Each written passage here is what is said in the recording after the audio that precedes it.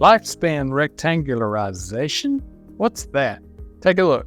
Johnny F., is the goal die healthy? I support all of the information. Yeah, the thing is, the goal is rectangularization of the lifespan. So if you had somebody's lifespan on a vertical and horizontal table, horizontal is lifespan, vertical is abilities and or disabilities. So if you get a disability, you take a big point downward. So the goal is to rectangularize it. So you don't have this, constant, oh, I got this, I can't walk now, I can't speak, I can't. So you want to be able to do everything until you fall off the map. And that's the goal. And after patients have seen me for a while, I hear this all the time. I hear patients say, hey, doc, I came to see you because I didn't want to have a sudden heart attack. These days, I'm okay with that. And I'm also okay that I'm not going to have that for a long time. What I don't want to have is a stroke or dementia or something else to just ruin the life that I have here. So this is a great conversation. I'm glad you brought it up, Johnny F. And actually, you bring up another really good point. So the primary point is not so much to extend the expiration date.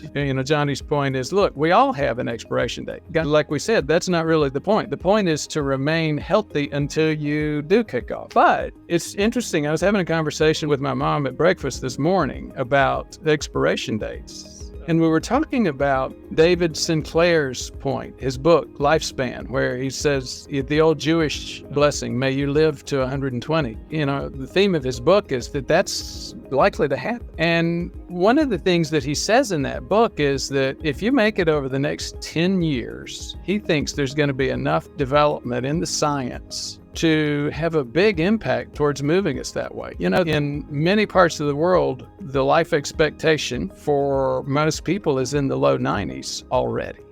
We can see living till 90, but living till 120 is hard to imagine right now. But being healthy, even in those circumstances, increases your chances of survival. Absolutely. It's hard to make a negative case for being healthy, isn't it? So anyhow, I know I get excited about the obesity epidemic and some of the changes that are happening in that space. And I can't help it. I'm going to bring that up. I do think, see, and feel. Unless something comes up and turns out to be the case that the GLP-1 inhibitors actually have a major cause or problem. And we know already some of what they have. They cause thyroid cancer. They can cause pancreatic cancer. But the bottom line is that is not significant compared to the impact that they are having on the obesity epidemic right now. And even if you're an anti-Ozempic guy, SGLT2s, it's a totally different type of drug used for diabetics that, again, associated with significant weight loss. So I do think over the next 10 years that some of the things that are happening, the widespread knowledge of how to manage lifestyle, multiple different types of approaches to the thing that's killing more of us right now than anything else, and that is the obesity and diabetes epidemic. I do see an end in sight.